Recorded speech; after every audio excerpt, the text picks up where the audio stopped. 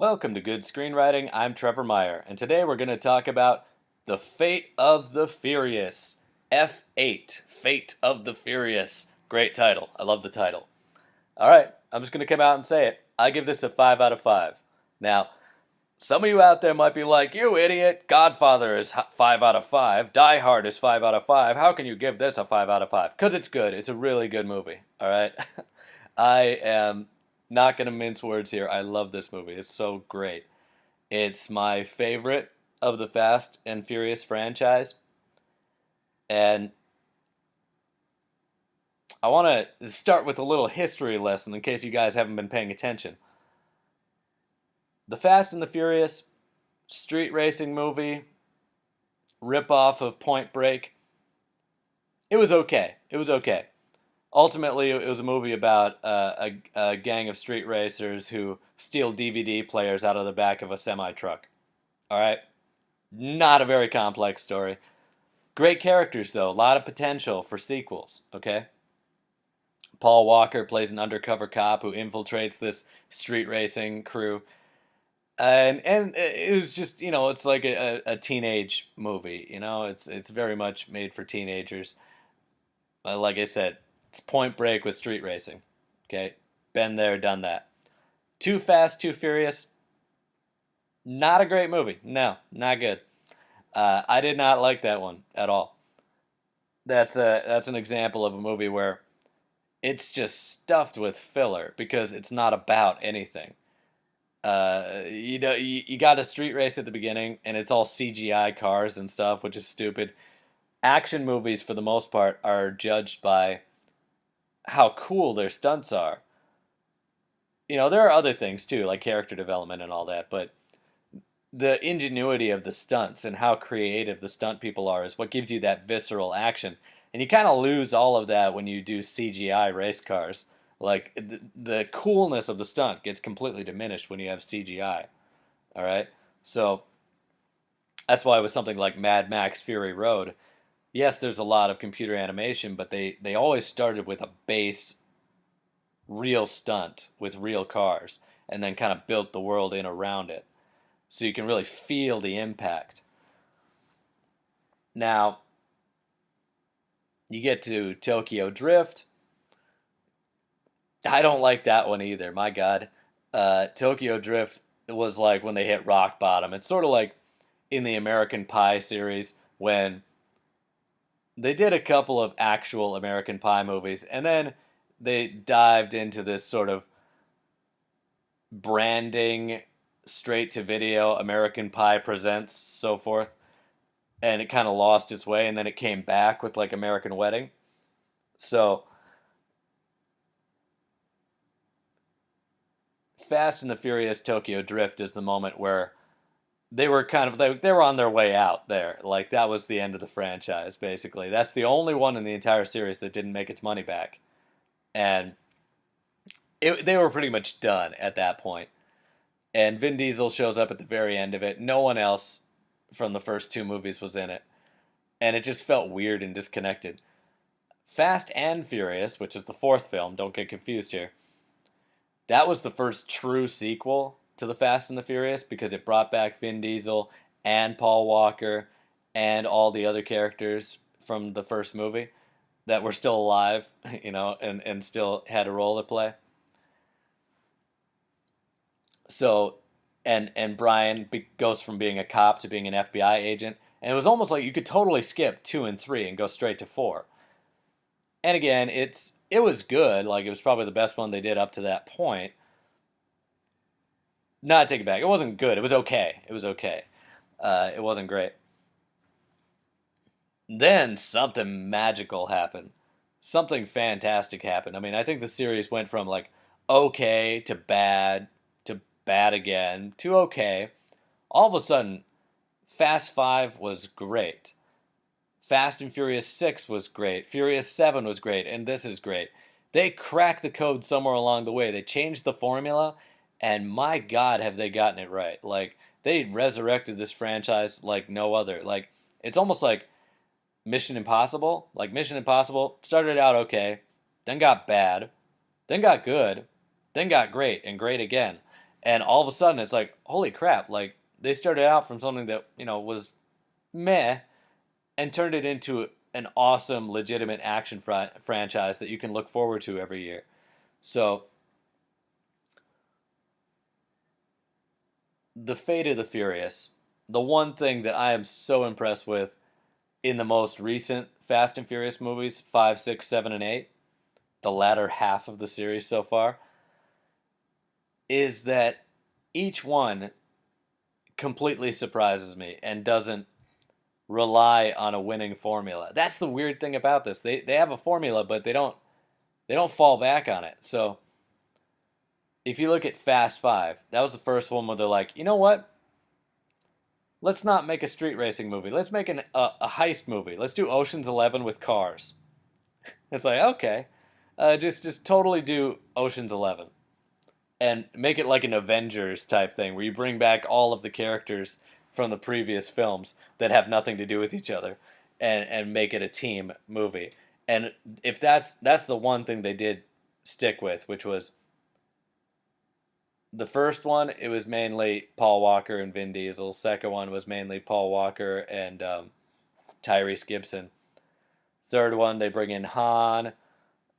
Fourth one, they introduce Giselle, I think, and a couple other characters.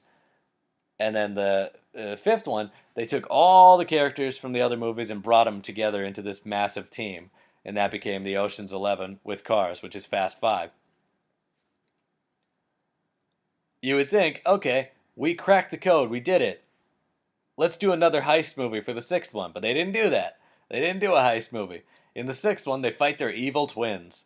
Owen Shaw is the leader of a gang that's just like Dom's crew, and they're terrorists. They steal stuff. They're trying to steal something called the Nightshade device, and they got these cool prototype cars that act like ramps. They're like skeleton cars. So if another car hits them head on, the other car will flip over the nose of these little ramp cars, which is kind of cool. And they had a lot of cool stunts. And it's like they've met their match. It's like an evil version of them. Kind of reminds me of an episode of Power Rangers where they fight their evil twins, you know?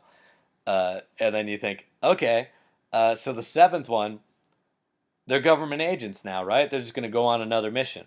It's going to be like, a James Bond Mission Impossible thing from now on.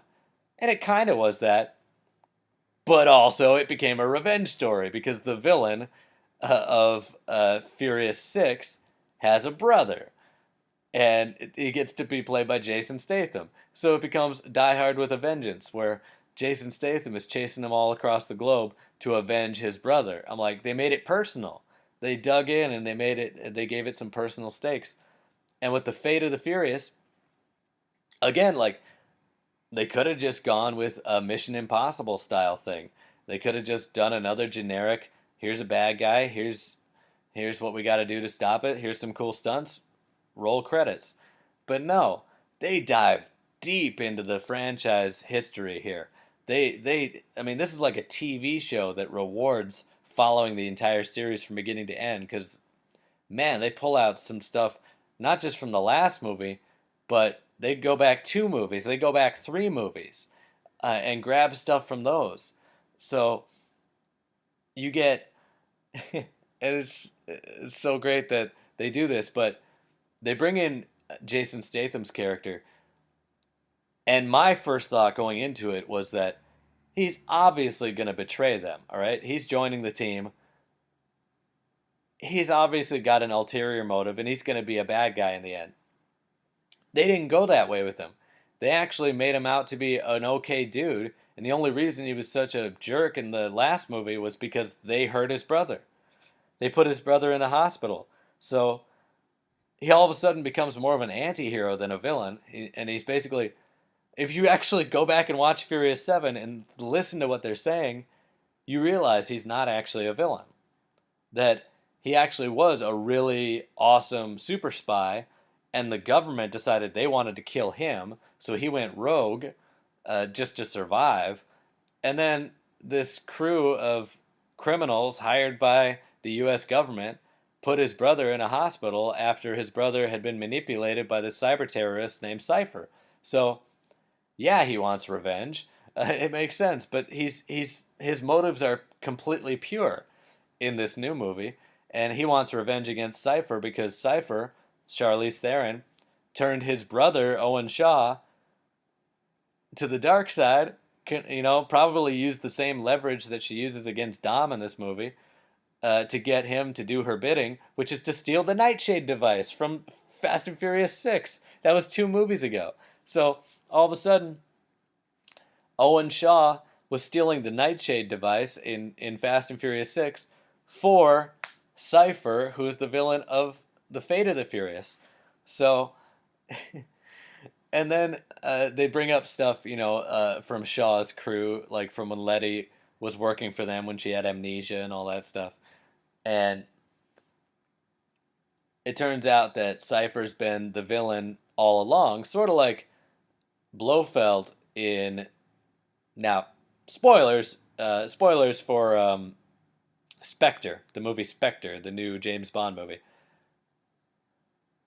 Ernst Stavro Blofeld has been behind all of the bad things that happened to James Bond in the new continuity. So from Casino Royale to Quantum of Solace to Skyfall, all of it was orchestrated by Blofeld. That kind of works.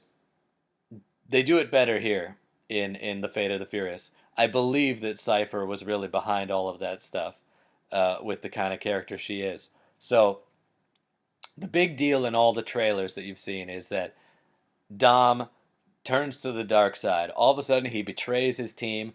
Nobody knows why. And even in the movie, they don't tell us why right away, which I like. They hold it from us for like the first 50 minutes of the movie. All right? So the movie's almost half over before we find out what his deal is. And Cypher has kidnapped his son. Now you might be thinking, wait, he and Letty had a kid. No, he and Letty did not have a kid. He and Elena had a kid. This is another thing where you got to go way back to understand this, all right? He met Elena, okay, in Fast and Furious, the fourth one. He thinks that Letty died. In the fifth one, he meets Elena. In the sixth one, they're a couple. And then Letty comes back and Dom breaks up with Elena. In the seventh one, Elena shows up. She doesn't say anything. All right? There's a little unspoken thing between her and Vin Diesel, but nothing comes of it. And now, in the eighth movie, we find out that she actually got pregnant when they were together. She had a kid and didn't tell him. And I don't think they were planning on that this far in advance, but it works. Like, it's believable that that happened. And Cypher found out that he had a kid, took Elena and the kid hostage, and it's just a little baby, told Dom about it, and now she's got him. She can have him do anything that she wants because he'll do anything for family. And she knows that, and they use that theme against him, the theme of family. So he'll turn against his so-called family for his biological family, all right? And she even explains that I'm glad they did this because it makes everything more believable, that we're hardwired to do irrational things to save our biological offspring, all right? So even if he knows that giving her access to nuclear weapons could wipe out millions of people, he'll do it to save one kid because it's his kid. And he can't help it. It's a survival instinct. Parents have to protect their children. It's hardwired into him. And even if he can logically reason that he's putting more people in danger, doesn't matter. His primal instincts drive him to save his kid. So I thought that was a brilliant move because, look, when I was seeing the trailers, I'm thinking, okay, obviously she has kidnapped Brian and Mia. That's how they're going to work Brian and Mia into the story. We might not ever see them, but she's clearly using that against him. That's not how they did. And then you could say, well, maybe she just kidnapped maybe he and Letty had a kid, and then she kidnapped that kid. That wouldn't give you the surprise factor of like, oh my god, they've been hiding this from us all along. The fact that they went so far back to like his past girlfriend and brought her into it, and they killed her off. They killed Elena. So I mean, that was a dark moment, but I guess they needed that to happen in order for Dom and Letty to adopt this kid. And what they say is that the baby has a middle name, but not a first name, because she wanted her the kid's father to name the boy. So I knew what the name was going to be from the very beginning because it made sense. So the baby's middle name is Marcus, and at the end, Dom gives him the name Brian as a tribute to Paul Walker, Brian O'Connor. So I assume this kid is now Brian Marcus Toretto, which is an awesome name. I don't think the franchise is going to go on long enough for that kid to be the next action hero, but it's a cool name.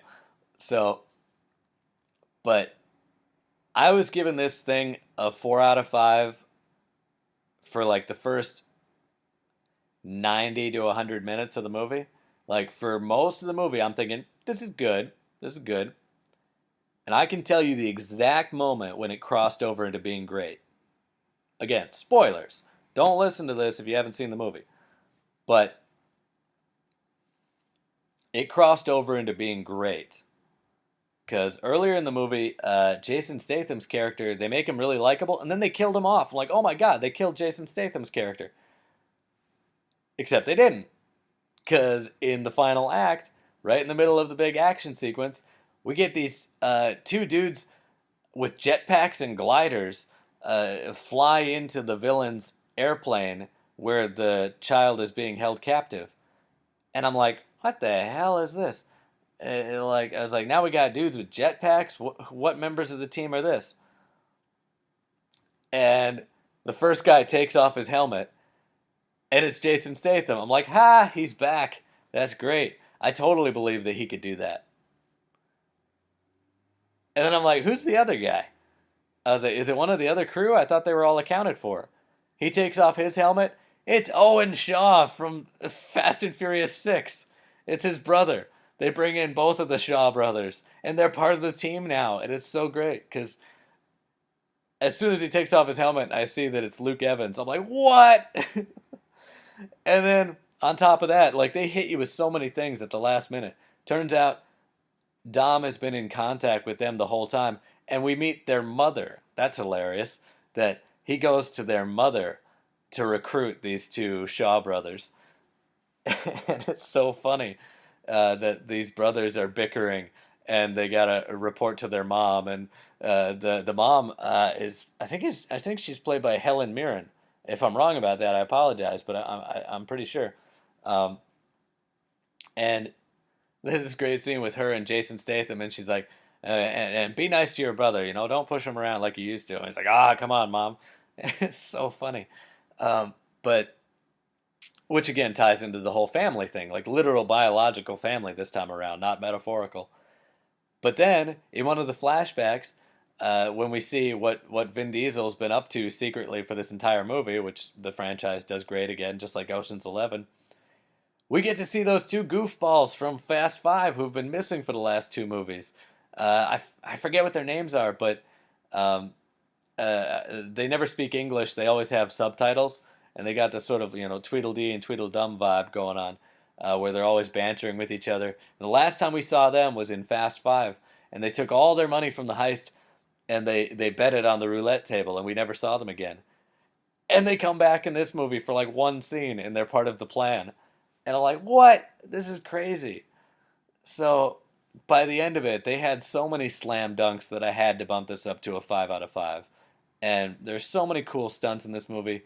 Look, this franchise started out as a street racing movie, and I feel like it's obligatory now for them to put one street race in every movie, even though it's not about that at all.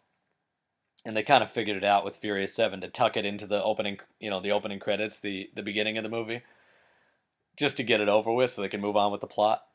But even that was interesting. They found a way to make the street race an actual cool sequence where Dom says it's not about the car, it's about who's driving it. And they're like, all right, prove it. They have this really awesome car race against this piece of junk clunker. And Dom says, all right, you're on. He kicks a bunch of the junk off of it. He takes the entire outside of the car off until it's basically just a hot rod skeleton. And he rigs up the engine in such a way that it's like a temporary booster rocket. And he uses like a pop can tab and all that stuff, and some, just rigs it up. And the car is gonna basically set on fire and explode, but he uses it to his advantage. So they're racing. They're racing. The engine's overheating, and this piece of junk clunker starts on fire. The engine's on fire, and Dom can't see. So he spins the car around just before they're getting to the finish line, and he's driving it backwards. Well, now the fire's, behind him because he's driving backwards. So the engine's on fire, but it's at the back of the car. And then when the engine explodes, the explosion, which would have slowed him down otherwise, since he's driving backwards, the explosion of the engine actually kicks him forward past the finish line. So he uses it for momentum. And what's great about that is that, one, it's visually interesting. It's ironic. Irony is always interesting, that this junk car could beat this awesome, convertible. So, but it also kind of sets up the climactic moment where they're driving across the tundra, and they're being, there's this nuclear submarine that's busted up through the ice, and there's a heat-seeking missile going after the group. So Dom, he kicks up the engine on his car, gets some flame going on out of the back of it. So his car's on fire again. He's got fires coming out of the back of his car. He peels off from the rest of the group to distract the heat seeker missile, and he heads toward the submarine. And he does it. This is hard to describe, but you have to see the stunt. It's an awesome stunt what he does here. So the heat seeker is chasing him, and he gets right up to the sub, and he uses part of the broken ice as a ramp. So he goes up where the ice is broken, and he goes just past the sub. So he flies through the air just past the sub, and he catches his back wheel on the edge of the sub. So he clips it, and his car spins in such a way that the flame is now directly behind the sub, just as the missile is about to hit his car. So the heat seeker missile is tracking the flame coming out of the back of his engine, and at the last minute, he clips the edge of the sub, spins around. Now he's behind the sub. The flame is behind the sub, and the missile hits the sub instead of his car. Awesome, awesome stunt. So many good things happen toward the end of this movie that, you know what? It's not perfect. It's not The Godfather. They're on different scales here. But for an action movie, for something in this genre, absolutely, absolutely, I would rate this 5 out of 5. It's fantastic. All right. So if you haven't gone to see it yet, go see it. If it's already out on Blu-ray, go buy it or at least rent it. Check it out. If you're a fan of the franchise, make sure you brush up on your lore here, because they're going to dive deep into the mythology of the Fast and Furious franchise. Really entertaining, really funny, action-packed, deep character development, and it's the first time in the series I think we see Vin Diesel cry. I don't know if he cried in any, like, even in the tribute to Paul Walker in the last movie, Vin Diesel's character Dom didn't cry. In this one, we get to see Dom cry, because his son's in danger and his kid's mother is about to be killed or is killed. So really great stuff here. Again, I don't know why you listen to this review if you haven't seen the movie yet, but because I just spoiled the whole thing. But If you haven't seen it, go see it, for God's sake. But if you have seen it, what do you think? Do you agree with what I'm saying here? Did you like it? Did you not like it? Do you got problems with it? Or is it every bit as awesome as I seem to think it is? All right? Let me know in the comments below. I'm excited to hear what you think. This is Good Screenwriting. I'm Trevor Meyer. See you next time.